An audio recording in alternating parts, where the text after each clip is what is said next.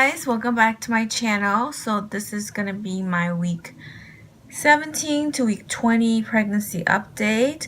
First and foremost, like around week 19-20, I took my baby moon, or if you would call it that at all, but I guess I just took a little trip to Washington DC area for a couple of days. It was nice. I walked around a lot and then ate some food.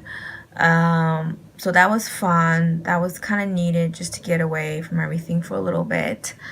And let's go right into like symptoms of pregnancy. So I have mentioned previously, I don't remember if it was a previous video or not, about I was diagnosed with gestational diabetes. And I know I was diagnosed a little bit earlier than normal people, because normally you take the test around 24 weeks to 28 weeks. But I guess I was diagnosed earlier, but I don't know if that means I will have diabetes later or not. But I guess it might I think the reason I have been diagnosed early because it runs in my family kind of. So I don't know if it's more genetic because I definitely eat pretty healthy. So that's that. So I do want to mention the progression with that. So I have been just eating more, like eating even better than I was eating, even though I was eating pretty good. I don't really even eat junk food. And the funny thing is, this whole entire pregnancy, for the first 12 weeks, I hated anything like sweet sugar, like even chocolate, which I used to love. I hated it. So I couldn't stand sweet at all. Like I couldn't look at it. The only thing I liked that was semi-sweet was fruit, but that was more like tart, ish.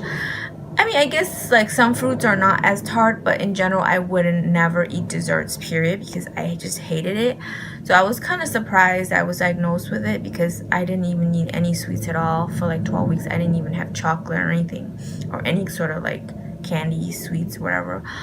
But I think after like around week 14 or 15, I did want to eat a little bit of chocolate, so I eat a little bit of that. And it's not like I loved or craved sugar or anything like that. I mean, the only thing I would have is like orange juice or some sort of juice sometimes.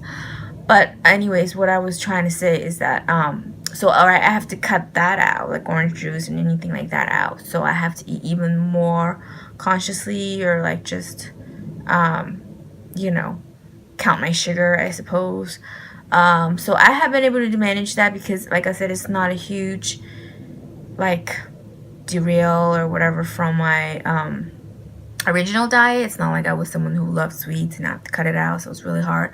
No, I rarely ever drink soda in my life, so it's like I don't even like it. So it's like, so I have to give up orange juice and a few other things, and or eat a lot of things in moderation. So I'm okay. I'm doing fine with that because, like I said, overall I am a more salty slash sour person. I prefer those tastes over, anything else. But I have found this book. So if you are suffering from gestational diabetes and you have a hard time, or you just want to learn, I don't know, how to manage it better, I read this book. I read the whole book and I highly recommend it. I got this off of Amazon, so just look it up, type in the name. And it has just given me like a sense of what I should look out for, how I should eat things, how I should manage it.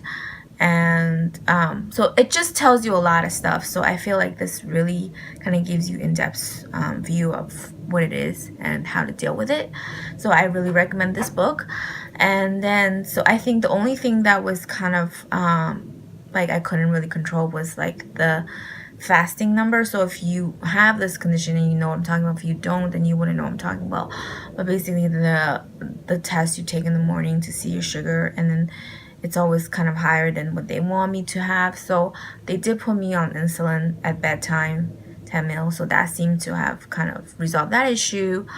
And that's that with this whole ordeal. So I'm gonna move on to other things because I know not everyone have this issue at all. So yeah, so I took the baby moon, and then the baby definitely has been growing, and I do feel her kicks, and that's nice. I don't know if I mentioned, but I think I mentioned before that I was starting to feel her kicks, but right now they feel very real, and then they feel like like in the beginning, it was more of like a tiny little bit, like you didn't even know if you were passing gas. Or I mean, I never thought it was passing gas because, like I said, it doesn't even feel like that. I don't know how to describe what it felt like.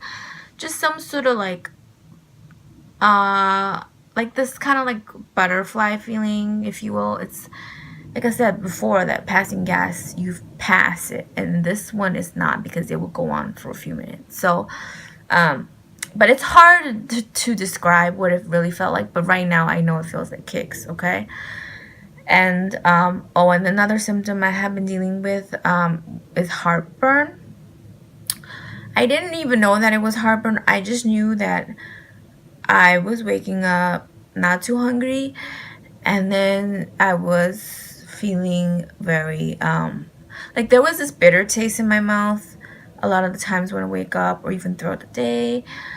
And like I said, I wasn't too hungry. And then but then what I realized that is it was actually heartburn, because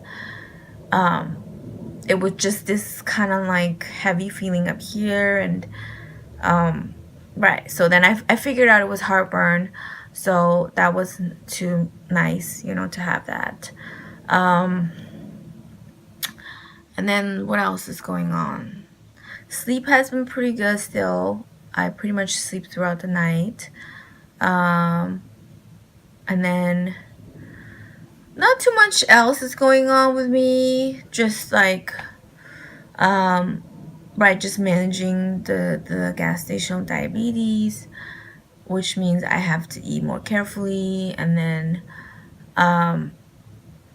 you know, and then, I mean, it's not like I have a lot of symptoms these days, because I feel like what I used to have was so much more, like when I was nauseous, throwing up, and all of that. Right now, I feel like everything is a lot calmer.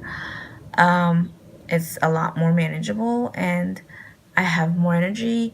And one of the things they want you to do is exercise, because that helps reduce sugar. So I do that, and because I have kind of more energy, I am able to walk around a lot. And like when I was away for a few days, I walked a lot. I think I walked over like 10,000 steps a day every day, and I was able to keep up with that. I mean, I take breaks here and there, but you know, I still walk throughout the day, and then I feel good. And so that overall makes me feel good, I think, exercising, which, you know, before it was kind of hard to do. It was hard to get out of the house, let's put it that way.